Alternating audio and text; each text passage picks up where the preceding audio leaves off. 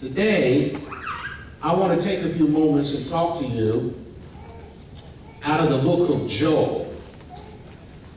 Joel chapter 1. And give me just a moment to turn there. That's not really a book that people spend a lot of time in. But Joel chapter 1 is very prophetic. And it's speaking to us today, about some of the things that are going on. But I think we need to give the right credit to who's bringing certain things. And sometimes we're real quick to throw everything on the devil. That's it. And scripture I'm about to read to you here in just a minute in Joel chapter 2, I've heard preached all my life, and until I really started understanding the word, mostly, I don't understand it all. I don't want to stand up here and tell you that I understand it all, because I don't. I'm still learning. But the part that I've come to understand, I've been quoted that wrong. It's been misquoted. It's been taken out of context.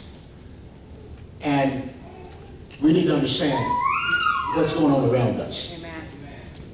I mean, it's heard of all of the chaos that's going on around the world right now. Amen. The radical Islamists and jihadists and all of these things that are going on right now. And just, I think yesterday, the day before, in Turkey and then in Bangladesh and all around the world, it seems like the world's going crazy. Yeah. You know, and it kind of helps me to keep things in their proper perspective. Because when things go on in your own personal lives, in your own individual lives, that you think that the whole world is falling around you, then when you take a broader look out, see that people are dying and people's lives are being, cut short because of hatred and religious fervor that's gone crazy, then what you got going on may not be all that bad. Because it brings things in perspective, let you see that, that you have to take a world view of what's going on right now and go outside your front porch, go outside your front yard, and begin to look at a world view and see what's going on in the world and also in our country. And whether you know it or not, and I'm not here to be a cold blanket, but America is in trouble. Yes. America is in trouble because America has ceased to be good. And America has ceased to be one nation under God. And a famous writer said, when he visited America, and he said, I visited the steel mills, trying to find out what made America great. I visited the steel mills, and that wasn't it. I visited the shipping docks, and that wasn't it. And I visited the plains and all of the great wheat and the harvest that America had. That wasn't it. He said, it wasn't until I visited America's churches then I realized what made America great. And he said, America will always be great as long as America is good. But when America ceases to be good, America will cease to be great. And America cannot be good when you take God out of everything. That's right. Amen. Blessed is the nation whose God, what? Is the Lord. So as I begin to meditate on all this, looking at the news, and all you got to do, you just flip any channel. Something happened. Flip another channel. Bomb going off here. Flip another channel. Someone being stabbed to death. And I'm not here to scare anybody. You just watch the news. You flip another channel. This is going on. And it makes you think, what is happening? And have you noticed, it seemed like one after the other.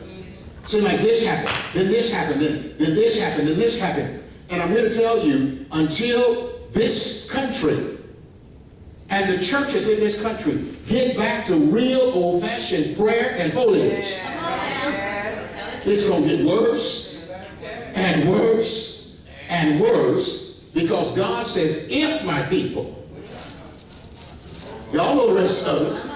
He said, all this stuff going on, he said, it can stop if my people who are called by my name will humble themselves and do what? Pray. But see, we quote that scripture, but we don't read what's before it. He said, all this stuff that I have sent. He said, if I dry up heaven, there will be no rain. If I do these things, and you don't want it to happen like that, then you pray, and I'll stop doing it. See, we gotta start understanding what's happening and who's doing what, what's the devil doing, and what God is doing. So, if you have your Bible, I want you to go to Job chapter 1. Now you say, well, Pastor, that don't sound like the God I know. Well, then you need to get to know the God of the Bible. Some folks say, that don't sound like the God I know. Well, get to know the God of the Bible. Because I'm going to show you in Job, this is prophetic, that God says, this is what I'm going to do. And even in Job chapter 2, when he says, I'm going to pour out my spirit upon all flesh, that's happening now, and it's going to happen more in the future as God's people begin to pray. I'm not talking about this stuff, now lay me down to sleep stuff. I'm talking about getting before God and praying. Amen. Seeking the face of God. And not only that, then lining your life and living holy for the Lord. Holiness is a thing you don't hear about in church anymore. It is old-fashioned. It is, and the reason why, you know, holiness, I'm not talking about the holiness where women can't wear pants. It's nice. I was raised up in a family like that. I still have all of my sisters, none of them wear pants. None of them. We went to a family reunion and they out there playing kickball and all that, and they the long dresses. I think that uncomfortable. You know. So I'm not talking about where women can't wear makeup. I mean, though some makeup is good, praise God. Amen. I'm talking about that. Holiness that I'm talking about is a lifestyle that is conducive to what you say you believe. Amen. And holiness is a lifestyle that you understand that a holy God that hates sin, that hates unrighteousness, loves you anyway. It will make you change your lifestyle. Amen. But today, you got folks in the church world today, you can't tell them from the sinner from the saint. We got to get back to a holy lifestyle. I'm not talking about necessarily how you dress, but if the holiness is on the inside, it will change how you dress. It will. As a person one time, I say, and listen, I don't talk about what anybody wear and all that kind of stuff, because everybody hadn't been taught right. So you can hurt a lot of people. There was an old mother in the church one time, and a young girl came in, and she was, the dress she had on looked like a belt. It did, it looked like a belt. All the brothers, you know, they gonna pray for it. Y'all leave her alone. And the mother told the young lady, she said, baby, go home, put on some decent clothes, then come back to church. We never saw that young lady again. We never saw her again. Nobody in this church. This is when I was a kid, and I was observing these things. That may have been the only chance that young lady had to hear the word that was going to change her life. If anything, that mother should have said, baby, let me, you look cold, let me give you a blanket or something. But not to say that, because that young lady said, if that's what church is, I'm never coming back. That young lady didn't know how to dress in church. So when stuff like that happens and people don't know, then you give them the grace of God and you pray for them and you pray that they will learn to do better and want to come back and be taught the things of God. Amen. But I'm telling you, man, holiness ain't got nothing to do with you wearing a dress way down to your ankle. I fixed my wife, praise God. Because when I met her, she had dress way down to her ankle and she had her collar way up to here. Look at her. I said, I ain't trying to see everything, but show me what you're working with. So I'm not trying to see everything. I said, but I couldn't, I mean, it was way down to her ankle, all the way up to her neck. I said, I'm going to show you.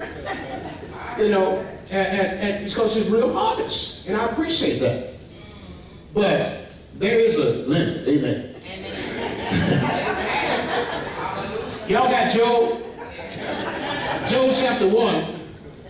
We're not going to read all of this, but basically, Job chapter 1 deals with God saying a judgment is coming. He's dealing, and he talks about locusts and locusts devours everything. You ever seen those films where the locusts have come, especially if you read the Ten Commandments, Locusts come, they eat up everything. Total devastation. But God is warning in Job chapter 1, he's warning of a judgment. But in Job chapter 2, he's saying, if you will do this, then I will change it. So let's read a little bit of Job chapter 1. Verse 1, it says, the word of the Lord that came to Joel, the son of Bethuel, hear this, ye old men, and give ear, all you inhabitants of the land. Had this been in your days, or even in the days of your father? Stop that right there. What's going on right now, people are saying, has anything like this ever happened before? Because in Joel, he says, had this been in your days, or even in the days of your father? Stuff that's happening now, baby, it never happened before. Especially not here. Now, it's happened in other countries. It's happened in Israel for a long time. It's happened in the Middle East. But never like this in America. And I'm telling you, unless we begin to pray for real and get a hold of God, and the preachers in this country start telling people, you better get back to living holy for God, or this nation is going down the tubes. Okay, listen to this. Verse chapter 3. Tell ye your children of it, and let your children tell their children, and their children another generation, that which the palmer worm had left, had the locust eaten. Right after that, you see that? The palmer worm had left, had the locust eaten, and that which the locust had left, had the cankerworm eaten. And that which the cankerworm had left, had the caterpillar eaten. He said, awake ye drunkards, and weep, and howl ye drinkers of wine, because of the new wine, for it is cut off from your mouth. For a nation is come up upon, listen to this now, verse 6. For a nation is come upon my land, strong and without number, whose teeth are the teeth of a lion, and he had the cheek teeth of a great lion. Stop it just for a second. What does the word says? That Satan goes about as what? A seeking whom he may devour. Now, Job said, and prophetically, he said there's going to be a nation come upon our land whose teeth are like a lion. Let me tell you something. This is prophetically speaking of our day. And Job said that we need, he said, and he had, verse 7, he had laid my vine waste and barked my fig tree. He had made it clean bare and cast it away. The branches thereof are made white. Now, all through Job chapter 1, he's talking about the judgment that's coming. God is using Job. The judgment is coming. And all my life, I've been taught about the palmer worm and the cankerworm, what they have eaten it, and what, but it was used in a sense that the devil did it. I even had people prophesy over me what the palmer worm, what the cankerworm have eaten. God's going to restore it. Well, this, and I understand that, but they were telling me like the devil did it. But I'm going to show you in Job chapter 2 who really did it. And because if you know who really did it, it don't do you no good trying to fight against it. That's right. If the devil's doing it, we got power against the devil. Amen. But who can fight against that? Yes. The only thing that changes the mind of God is people that pray. That's the only thing. And I'm telling you, there is a nation coming upon our nation whose teeth are like the chief lion, but it's just a roaring lion seeking who it may devour. We don't have to give in to it, but I'm telling you, we need to be aware that judgment is coming. Job chapter 1, that's what they talk about. We're not going to read all Job chapter 1. I want you to go to Job chapter 2. We're going to read some of that. But in your leisure time, I want you to read all of Job chapter 1, because it'll open your eyes. Because first it tells of the locust coming, then it calls us back to a time of mourning, then it calls for a time of repentance, and then it tells us if you do this, this is what will happen. So go to Job chapter 2. You got that? Yeah. Now, Job chapter 2 starts out in verse 1. Blow ye the trumpet in Zion, and sound an alarm in my holy mountain. Let all the inhabitants of the land tremble, for the day of the Lord cometh, for it is nigh at hand. Going through this, we're going to look at Job chapter 2. But in Job chapter 1, the first chapter, it warns us, and it gives us an image of locusts. It warns the people of Israel that locusts are coming. And when the locusts come, it's going to devour everything in the land. Nothing you can do. You ever seen well, I've seen it on television. Thank God I've never seen it in real life. But I've seen a swarm of locusts. They blacken the sun. And when they leave off the corn or whatever they're eating, there's nothing left. God said in Job chapter 1, the locusts are coming. Job chapter 2, what we're going to look at, God looks and it goes deeper, and he says that if the people will respond to the holy God and repent, turn from their wicked ways, then he is going to do something about it. Job is speaking, and Job is warning the people, and I don't think we have enough people in America warning the people that judgment is coming. You cannot live the way you're living and do what you do and pass the laws that you pass and kill the millions of babies that you've killed and do the things that you've done, and judgment don't come. You can't do it. But we got a whole church world. Now I'm not talking about the world, I'm talking about the church.